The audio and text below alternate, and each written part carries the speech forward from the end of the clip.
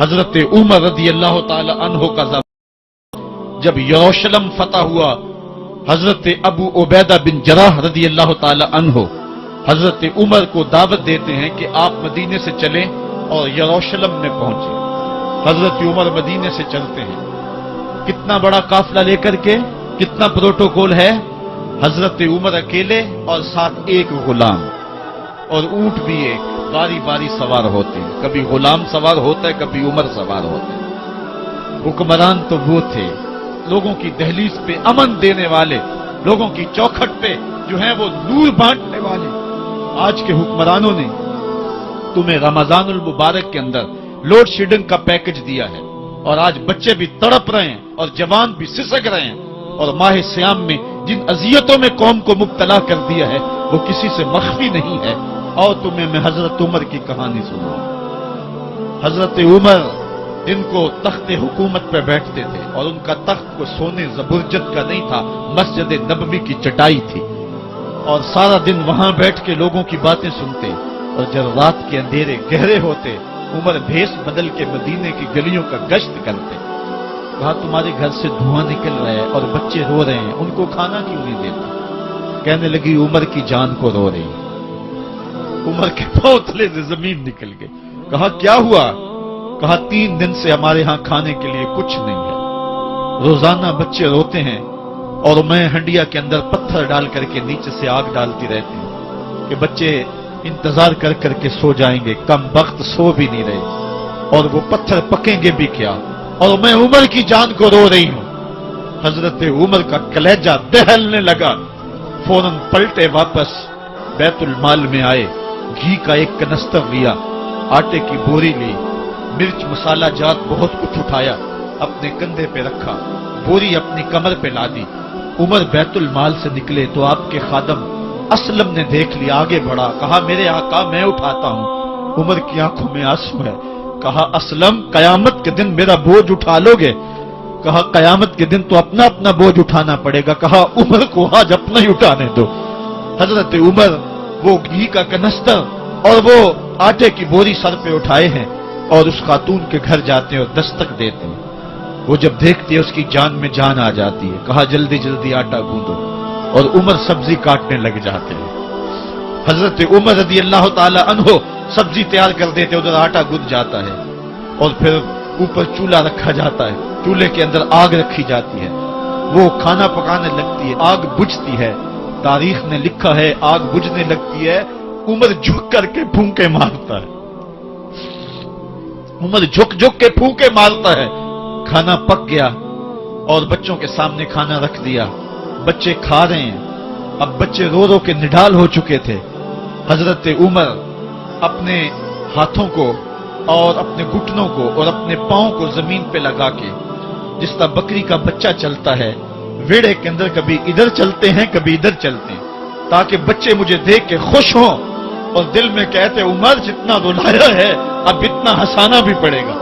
تو کبھی عمر امیر المومنین، یہ میں کسی آج کے جو ہے وہ لوگوں کے ووٹوں پہ منتخب ہونے والے حکمران کی کہانی نہیں سنا رہا، میں اس عمر کی کہانی سنا رہا ہوں جو 23 لاکھ مربع میل کا حکمران ہے، آدھی دنیا کا بادشاہ ہے۔ حضرت عمر جو ہے جس طرح بکری کا بچہ چلتا ہے، اس طرح اپنے ہاتھ اور اپنے گھٹنے زمین پہ ٹیک کر کے جو ہے وہ اس طرح چلتے ہیں۔ بچے عمر کو دیکھ کے مسکراتے ہیں۔ جب بچے مسکرانے لگے تو حضرت عمر نے اس خاتون سے کہا بڑھیا عمر کو معاف کر دے۔ اس نے کہا تو اتنی ہمدردی کیوں کرتا ہے؟ کہا عمر بیچارہ بڑا پھنسا ہوا ہے، فکر ہے اس کو یرموک و فسطاط و حلوان کی، جب فتح ہے مصر تو تیاری ہے ایران کی، آتے جاتے وفد سے ملاقات بھی کرتا ہوگا، آتے جاتے وفد سے ملاقات بھی کرتا ہوگا، اور شب کو معلوم حالات بھی کرتا ہوگا، کانٹوں میں الجھی ہوئی بیچارے کی جان ہے، نیند اس کو بھی آتی ہے، آخر وہ انسان ہے، میری بہن عمر کو معاف کر دے۔ اس نے کہا نانا عمر کی بات میرے سامنے نہ کر، قیامت کا دن ہوگا، عمر کا گریبان ہوگا اور میرا ہاتھ ہوگا۔ جب اس نے یہ بات کہی تو عمر برداشت نہ کر سکے، بچوں کی طرح بلک بلک کے رونے لگے۔ کہا وہ بد نصیب عمر تیرے سامنے ہے، آج ہی کہلا جو کہنا ہے، قیامت کے دن مجھے معاف رکھنا۔ اس نے کہا تو عمر ہے؟ کہا بدنصیب عمر تیرے سامنے کھڑا ہوں۔ میرے عمر کہتے ہیں اگر دجلہ کے کنارے ایک بکری کا بچہ بھی پیاسا مر گیا اس کا حساب بھی عمر سے لیا جائے گا۔ اللہ اکبر۔ میں اس حضرت عمر کی کہانی سنانے لگا تھا۔ حضرت عمر نکلے یروشلم میں، ایک اونٹ ہے، ایک غلام ہے، کبھی وہ سوار ہوتا ہے، کبھی آپ باری مقرر کی ہے۔ جب قریب پہنچے یروشلم کے تو عمر کی باری نکیل پکڑنے کی اور غلام کی باری اوپر سوار ہونے کی آ گئی۔ غلام نے کہا آقا میں مرضی سے اپنی باری چھوڑتا ہوں، آپ آ جائیں، دشمنوں کے مفتوحہ علاقے میں آ رہے ہیں، تازہ تازہ علاقہ فتح ہوا ہے، اسلام کی شان و شوکت ظاہر ہو۔ عمر نے کہا اسلام کی شان و شوکت ایسے ظاہر نہیں ہوتی ہے، اپنی باری پہ تم بیٹھو گے، اپنی باری پہ میں بیٹھوں۔ لوگ منتظر کھڑے ہیں۔ دور سے جب دیکھا کہا اس کی ہیبت سے کانپتے تھے ہم، یہ تو کوئی حبشی لگتا ہے، رنگ کالا ہے، ہونٹ موٹے ہیں، اس سے تو زیادہ حسین اس کا غلام ہے جو آگے آگے چل رہا ہے۔ حضرت ابو عبیدہ نے کہا دھوکہ کھا رہے ہو، ہمارا آقا وہ نہیں ہے جو اونٹنی کے اوپر سوار ہے، ہمارا آقا وہ ہے جو لگام تھامے آگے آگے چل رہا ہے۔